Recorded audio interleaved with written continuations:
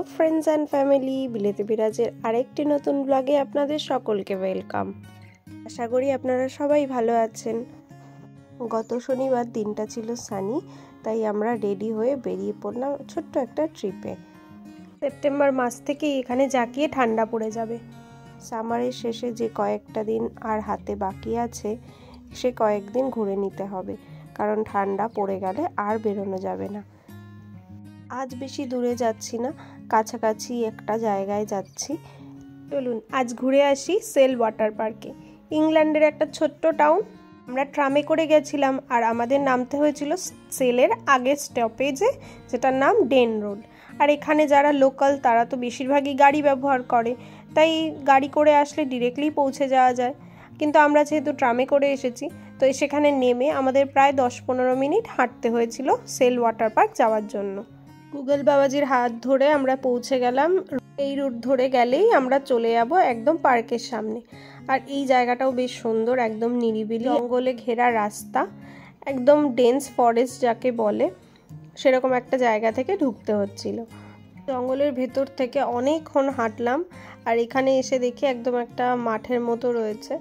আর ওয়েদারটা এত ভালো লাগছিল, এত সুন্দর রোদ উঠেছিল। আর এখানে রোদ উঠলে আকাশের রংটাই যেন অন্যরকম হয়ে যায়।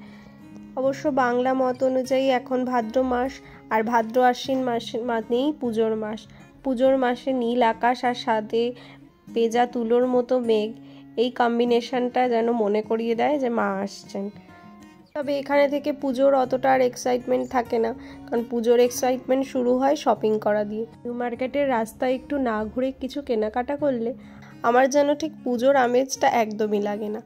অনলাইনে যতই কেনাকাটি করি, আর এখানে থেকে সেই ব্যাপারটা ফিল করা সম্ভব নয়।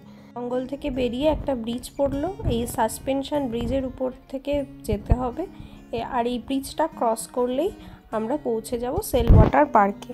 মানে বেশ ভালোই হাঁটতে হয়েছে আমাদের।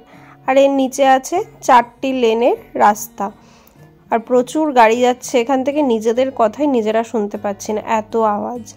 দেখতেই পাচ্ছেন নিচে পার্কিং এরিয়াও আছে, এখানে গাড়ি নিয়েই সবাই আসে। আমরা মোটামুটি হেঁটে পৌঁছেই গেছি, আর এই ব্রিজটা ক্রস করলেই আমরা পৌঁছে যাব নিচে একদম জলের কাছে।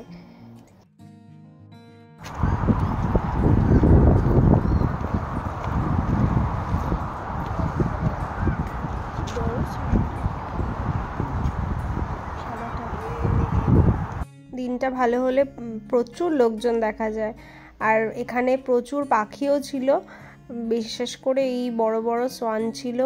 আর একজন খাবার দিচ্ছিলেন বলে এখানে সব কটা এক জায়গায় জড়ো হয়েছিল, তাই দেখতেও খুব ভালো লাগছিল।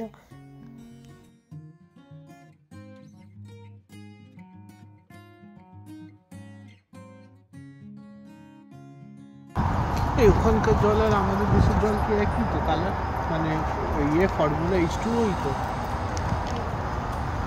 ভাবুন এই প্রশ্নের কি জবাব দিই। এই কথা শুনে মাথা না ঘুরে থাকে কি করে। যেতে যেতেই রাজ বলল যে রাজ রান্না করবে মাটন কারি, আর সেই বাজারটাও আজই করব। মাটনে গন্ধ করলে আমি খেতে পারবো না। গন্ধ হবে না বলেছি তো, বিশ্বাসে মিলাই বস্তু তর্কে বহুদূর। এখানে মাটন বলতে ল্যাম্ব, আর রাজ রান্না করবে শুনে আমরা একটু আতঙ্কিত হয়ে পড়েছিলাম।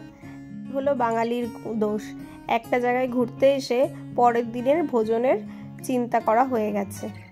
ফিরে যাওয়ার সময় আমরা বাজার করতে গেছিলাম বাংলাদেশি মার্কেটে। হাঁটতে হাঁটতে আবার একটু জঙ্গলের রাস্তা, আর এখানে আবার একটু জলও যাচ্ছে, মানে নদীর মতো হালকা বয়ে যাচ্ছে, তো সেটা পার হতে হবে। তো সাবধানে আস্তে আস্তে একটু করে পার হয়ে গেলাম। কি কি পাখি আছে এখানে!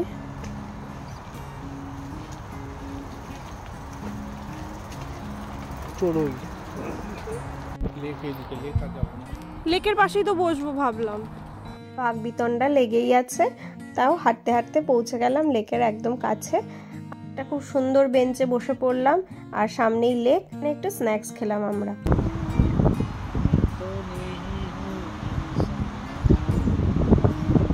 ফটো তোলার জন্য একদম লেকের কাছেই চলে গেছিলাম, আর এখানেও পাখিরা আসছিল, আর এই যে কুকুর সব এসে এখানেই স্নান করছিল আর ঝাপাঝাপি করে যাচ্ছিল।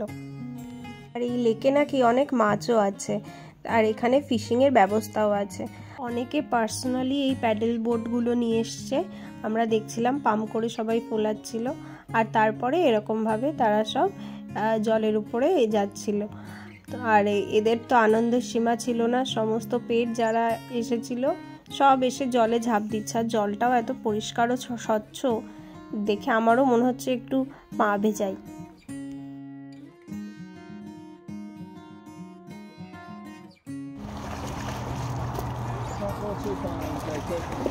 Wait for me.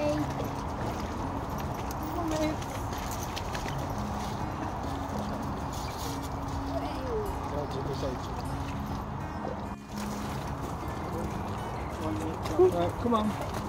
Come on. Up. Come on. Up.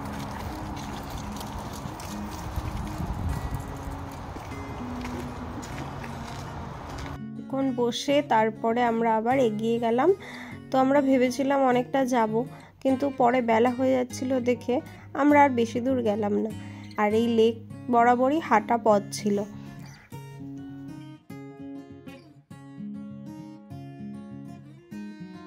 লেকের উল্টো সাইডে বয়ে চলেছিল মার্সি নদী। তো খুব সুন্দর লাগছিল, একদম আলো চিকচিক করছিল, আর এরকম গাছের রঙিন পাতার মধ্যে দিয়ে বেশ ভালো কাটলো আজকের দিনটা। যাওয়ার পথেই পড়লো এরকম একটা আইসক্রিমের কার্ট, তো আমরা ওখান থেকে আইসক্রিম নিলাম। আইসক্রিম খেয়ে আবার একই রাস্তা ধরে ফিরলাম ডেন রোডে, এবং তারপরে সেখান থেকে গেলাম ওয়েস্টউড বলে আরেকটা জায়গায়, যেখানে বাংলাদেশি মার্কেট আছে। আর তারপরে একটু লাঞ্চ করে নিলাম। অ্যাকচুয়ালি লাঞ্চ না, হয়েছিল আমাদের ব্রাঞ্চ।